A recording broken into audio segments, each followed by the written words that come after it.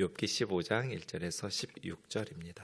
대만 사람 엘리바스가 대답하여 이르되 지혜로운 자가 어찌 헛된 지식으로 대답하겠느냐. 어찌 동풍을 그의 복부에 채우겠느냐. 어찌 도움이 되지 아니하는 이야기 무익한 말로 변론하겠느냐. 참으로 내가 하나님 경외하는 일을 그만두어 하나님 앞에 묵도하기를 그치게 하는구나. 내 죄악이 내 입을 가르치나니 내가 간사한 자의 혀를 좋아하는구나. 너를 정죄한 것은 내가 아니요 내 입이라. 내 입술이 내게 불리하게 증언하느니라. 내가 제일 먼저 난 사람이냐. 산들이 있기 전에 내가 출생하였느냐. 하나님의 오묘하심을 내가 들었느냐. 지혜를 홀로 가졌느냐. 내가 아는 것을 우리가 알지 못하는 것이 무엇이냐? 내가 깨달은 것을 우리가 소유하지 못한 것이 무엇이냐? 우리 중에는 머리가 흰 사람도 있고 연로한 사람도 있고 내 아버지보다 나이가 많은 사람도 있느니라. 하나님의 위로와 은밀하게 하시는 말씀이 내게 작은 것이냐? 어찌하여 내 마음이 불만스러워하며 내 눈을 번뜩이며 내 영이 하나님께 분노를 터뜨리며 내 입을 놀리느냐? 사람이 어찌 깨끗하겠느냐? 여인에게서 난 자가 어찌 의롭겠느냐? 하나님은 거룩한 자들을 믿지 아니하시나니 하늘이라도 그가 보시기에 부정하거든. 하물며 악을 저지르기를 물 마심같이 하는 가증하고 부패한 사람을 용납하시겠느냐? 아멘.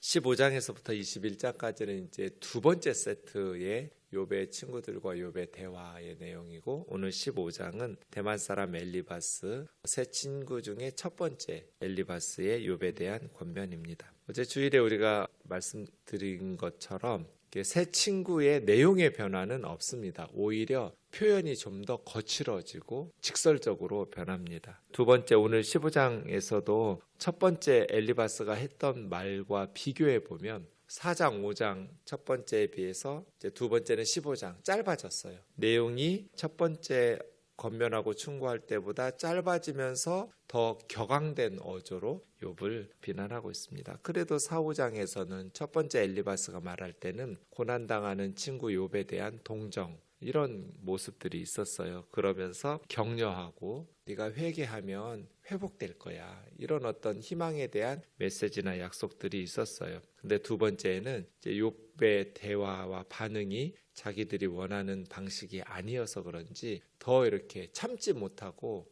이렇게 화가 난 사람처럼 격한 표현들, 이런 모습들이 나타납니다. 참을성을 잃어가는가 하는 생각도 들고요. 세 가지가 있었다고 했잖아요. 처음에는 인과응보의 교리의 내용, 두 번째는 악인의 운명에 대한 내용, 그다음에 세 번째는 네가 회개하면 회복될 거라는 어떤 희망의 내용. 그런데 이제 15장에 보시면 세 번째 것이 사라져요. 그래서 욥의 내용에 대한 반박, 인과응보 교리에 대해서 욥의 대답하는 것에 대해서 이렇게 반박하고 악인의 운명에 대해서 강조하면서 얘기하는데, 이제 욥의 그 상황이 네가 회개하면 회복될 것이라는 전망은 사라져요. 앞에 두 개만 있고 세 번째 것이 없는 것이죠. 1절부터 보시면 대만 사람 엘리바스, 대만 하면 에돔에 있는 도시인데 아주 고대인들에게는 지혜의 고장이에요. 세상에서 가장 지혜로운 사람들 하면 대만 사람.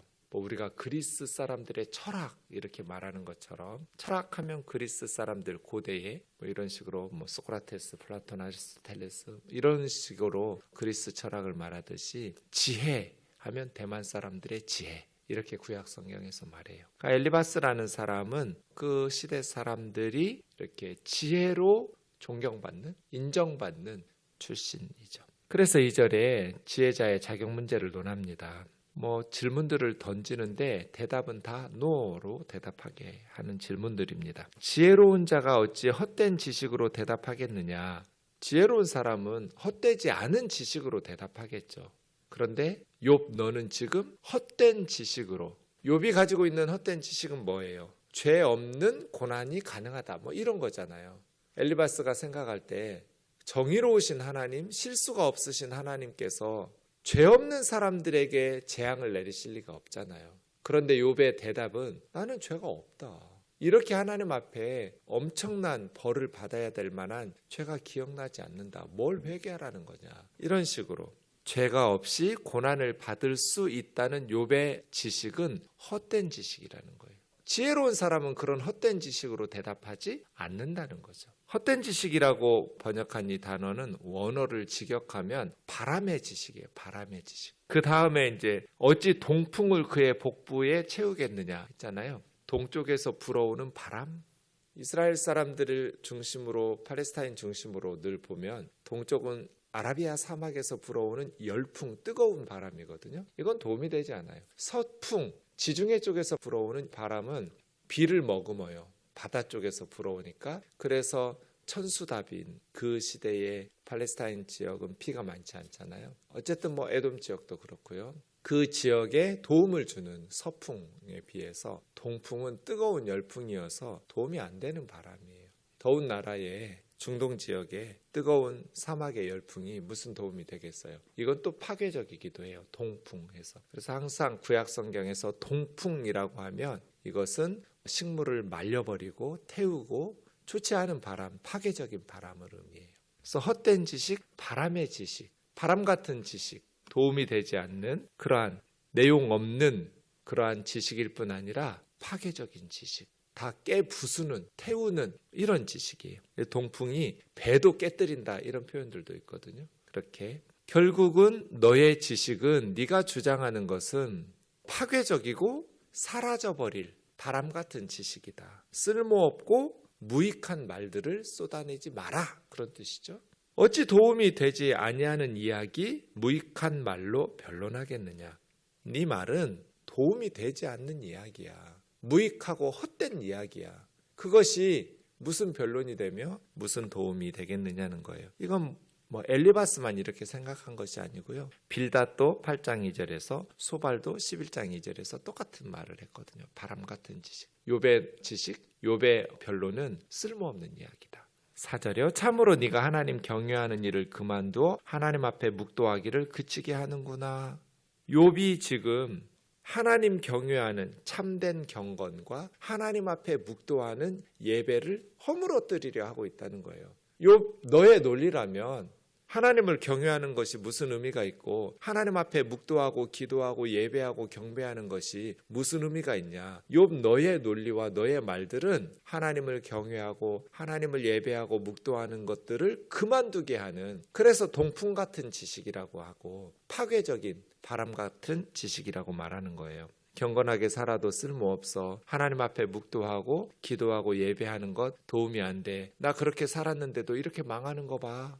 욥 너의 주장과 욥 너의 변론은 참된 경건과 참된 예배를 무너뜨린다. 위험한 말이다 라고 말하는 거예요. 너의 죄악이 네 입을 가르치나니, 네가 그렇게 말하는 것은, 네 입이, 네 입술이 그런 말들을 하는 것은 네 마음속에 있는 너의 죄악 때문이야. 네 마음속의 죄악이 네 입술을, 네 입을 주장하고 가르쳐서 욥 너의 말이 그렇게 죄악된 말이 나오는 거야. 그러니까 맞는 말이거든요. 말이라는 것은 마음속의 생각이 입으로 나오는 거잖아요. 그러니까 뭐 입술을 아무리 예쁘게 표현을 바꾸려고 해도 마음이 교만하면 입술은 교만해지고요. 마음이 깨끗해야, 이 우물 같다고 그랬잖아요. 우물이 깨끗해야 그 우물에서 나오는 물이 깨끗하잖아요. 우물이 더러운데 어떻게 그 우물에서 나오는 물이, 깨끗한 물이 나올 수 있겠어요? 이 마음하고 행동이나 입술하고 관계가 그렇거든요. 욥 너의 입술이 그렇게 악한 것은, 그렇게 쓸모없는 참된 경건과 하나님 앞에 묵도하는 것을 무너뜨리는 그런 불경건한 말들이 나오는 것은 네 마음속에 죄악이 가득하기 때문이야 라고 말하는 거예요. 네가 간사한 자의 혀를 좋아하는구나. 간사하다는 건 거짓되다는 거거든요. 네가 네 죄를 알면서도 네 입으로 네 죄를 덮으려고 하는 간사한 혀야. 너의 간사한 혀, 너의 거짓된 입술을 고쳐야 돼 라고 지금 욥에게 간사한 혀를 놀리고 있다고 말하는 거예요. 너를 정죄한 것은 내가 아니요 너의 입이며 너의 입술이 너에게 불리하게 증언하느니라. 우리가 너를 정죄하는 게 아니라 네 입이 너를 정죄하고 너의 입술이 너를 오히려 하나님 앞에서 죄인이라고 증언시키도록 지금 죄를 늘려가고 있는 거야. 너의 무익하고 쓸모없는 그러한 말들은 오히려 참된 신앙, 참된 경건을 무너뜨리려고 할 뿐 너의 죄만 추가시키고 있다. 엘리바스는 질문을 계속 던져요. 사람의 말하는 특징 중에 하나예요. 7절부터 다시 질문을 던집니다. 세 가지 질문인데요. 네가 제일 먼저 태어난 사람이냐? 산들이 있기 전에 네가 출생하였느냐? No. 아니죠. 욥이 제일 먼저 태어난 아담, 산들이 있기 전에 아담도 맨 마지막에 산들이 먼저 났었는데, 두 번째, 하나님의 오묘하심을 내가 들었느냐? 하나님의 은밀한 대화가 오가는 자리, 하나님과 천사들이 대화하는 그러한 하나님의 오묘하심을 네가 들었느냐? No. 들은 적 없죠. 1, 2장의 내용, 그 천사들과 하나님 그리고 사탄과의 오묘하신 대화, 그러한 어떤 은밀한 대화가 오가는 자리에 욥은 없었어요. 알았다면 이렇게 괴로워하지 않겠죠. 질문을 던지지 않았을 거예요. 세 번째, 네가 지혜를 홀로 가졌느냐? No. 셋 다 노예요. 욥은 그렇게 말한 적은 없어요. 네가 아는 것을 우리가 알지 못하는 것이 무엇이냐? 욥도 이렇게 말했거든요. 12장 13장에서 나도 너희만 같이 못하지 않다. 너희가 아는 거 나도 다 알고 있다. 욥이 이렇게 말하니까 이제 엘리바스가 똑같이 말하는 거예요. 욥, 네가 아는 것을 우리가 모르는 게 뭐가 있냐? 네가 깨달은 것을 우리가 소유하지 못한 것이 무엇이냐? 욥, 네가 아는 거 우리도 다 알고 있다. 네가 제일 먼저 태어난 사람이냐? 산들이 있기 전부터 네가 존재하고 그 모든 것들을 다 깨달아 아는 지혜로운 자냐? 하나님의 은밀하시고 오묘하신 대화들을 네가 다 듣고 있는 자냐? 지혜는 너 혼자 가지고 있냐? 우리도 다 가지고 있다. 우리 중에는 10절 좀 조심하셔야 돼요. 우리 중에는 머리가 흰 사람도 있고 연로한 사람도 있고 너희 아버지보다도 나이가 많은 사람도 있다. 그럼 세 친구 중에는 욥의 친구가 아니라 욥의 아버지보다도 나이가 많은 사람이 있으니까 친구라고 하기는 나이 차이가 좀 많이 나는가?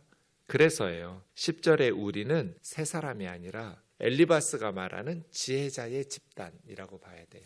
대만 사람들이 가지고 있는, 또 엘리바스가 교류하고 배우고 교제하고 있는 우리가 지혜자의 집단, 그 지혜자의 집단 출신인데, 내가 함께 교제하고 대화를 나누면서 지혜를 습득하는 우리 지혜자 집단에는 머리가 흰 사람도 있고 연로한 사람도 있고 너희 아버지보다도 나이가 많은 사람들도 있어. 나는 그들과 교류하면서 지혜를 논하고 있는 사람이야. 이 대만의 지혜. 세 친구 중에서 엘리바스가 제일 연장자인 것 같긴 해요. 욥은 친구들보다 엘리바스보다 좀 어렸던 것 같긴 하고요. 어쨌든 엘리바스는 나이로 찍어 누르려고 해요, 욥을. 그리고 그렇기 때문에 지혜롭다라고 생각해요. 가장 고대인들이 지혜롭다고 생각하는 대만 출신이면서 그가 교류하고 있는 사람들이 나이 많은 연로한 사람들로, 지혜자들로부터 그렇게 함께 지혜를 습득하고 있으니, 그러면서 11절 하나님의 위로와 은밀하게 하시는 말씀은 너에게 작은 것이냐? 이 엘리바스는 자기의 영적 체험을 근거로 해서 말한다고 그랬잖아요. 하나는 나이, 하나는 자기가 가지고 있는 어떤 지혜자들의 모임, 하나는 자신이 경험했던 영적 체험. 그러니까 이제 나이 많은 분들이 흔히 이런 실수를 범하기가 쉽죠. 물론 젊은 사람들의 입장에서는 경험이 많은, 나이가 많다는 건 그냥 밥만 많이 먹은 건 아니잖아요.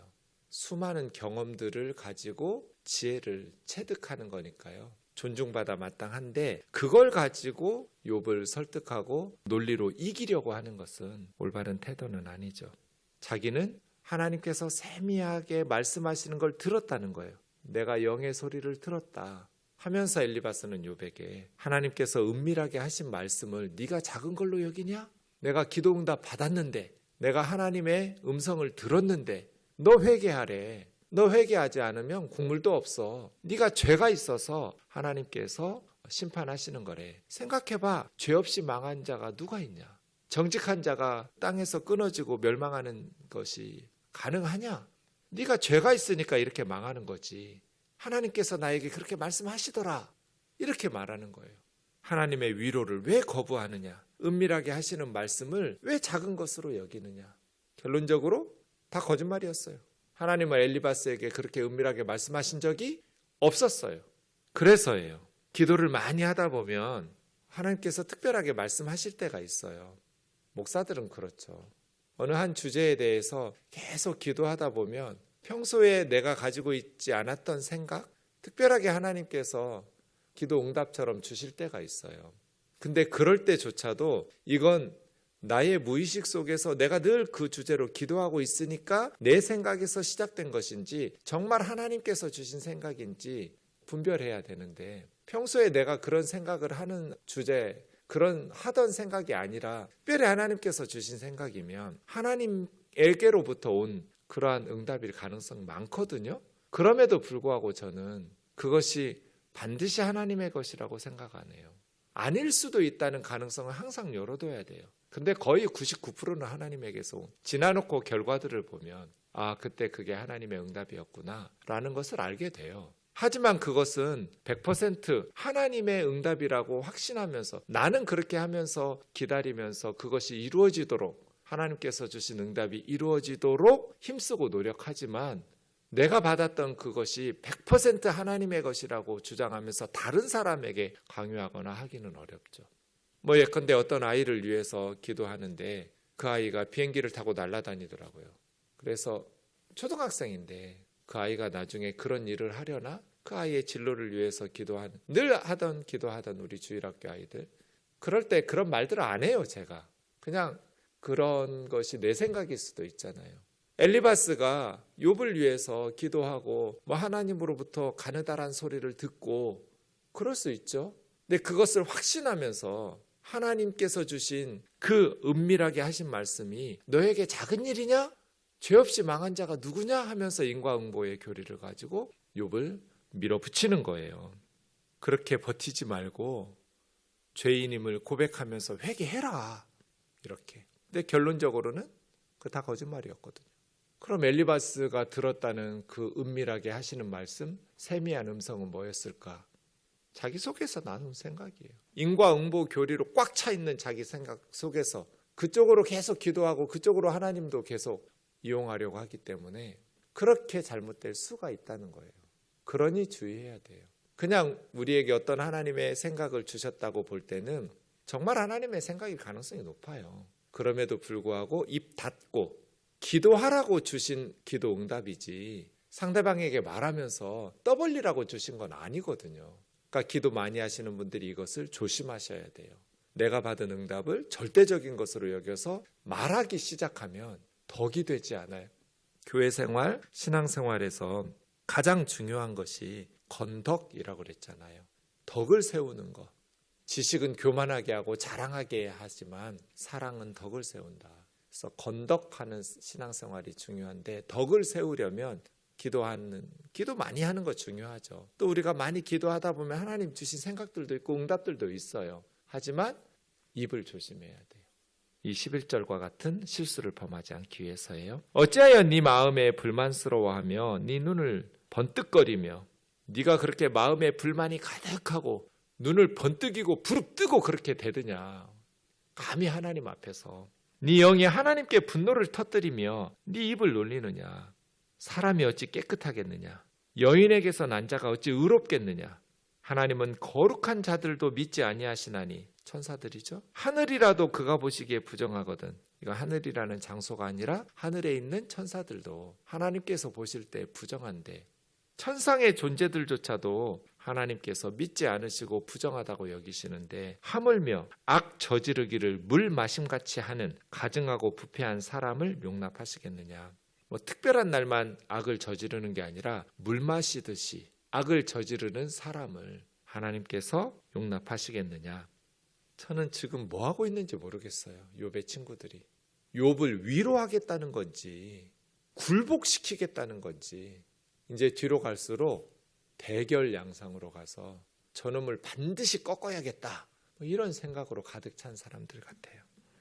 고난에 대해서 하나님 앞에 불평하는 것, 눈을 부릅뜨고 마음에 불만 가득 찬 뿔난 어린애처럼 대드는 것은 어리석은 짓이다. 오직 회개하고 하나님 앞에 싹싹 비는 것만이 욥 네가 살 길이야 라고 이야기하는 것이죠.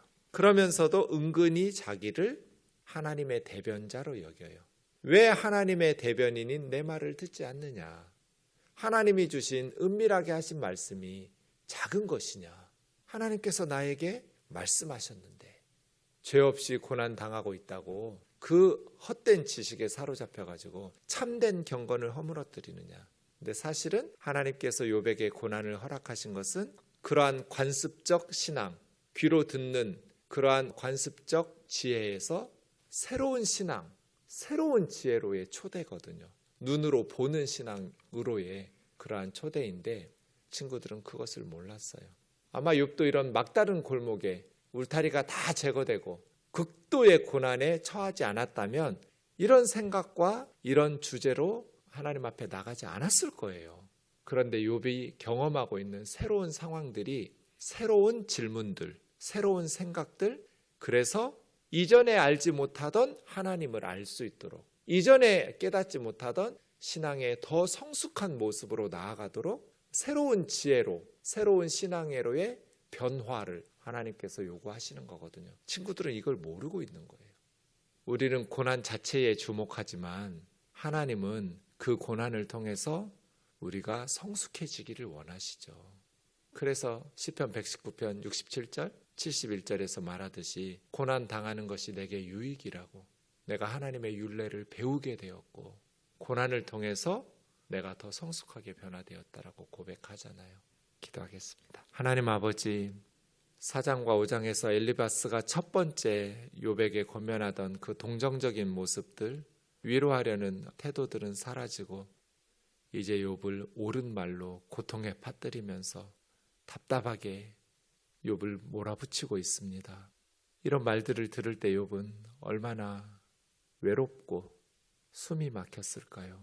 하나님, 기도 많이 하는 사람들, 영적인 경험과 오래된 믿음을 가진 엘리바스와 같은 사람들이 욥과 같이 고난당하는 자들에게 이러한 실수를 흔히 저지릅니다. 부모된 자로서, 먼저 믿은 자로서 우리 자신의 영적인 경험과 지식, 그것을 드러내려 하지 말고 겸손하게 고난당하는 자의 한숨소리와 그의 마음을 헤아려 들으려는 하나님의 지혜를 우리에게 허락하여 하나님께서 우리에게 베푸신 은혜와 그 영적인 체험들을 선하게 사용하고 효과적으로 열매 맺으며 쓰임받는 인생 되게 하여 주옵소서. 예수님의 이름으로 기도하옵나이다. 아멘.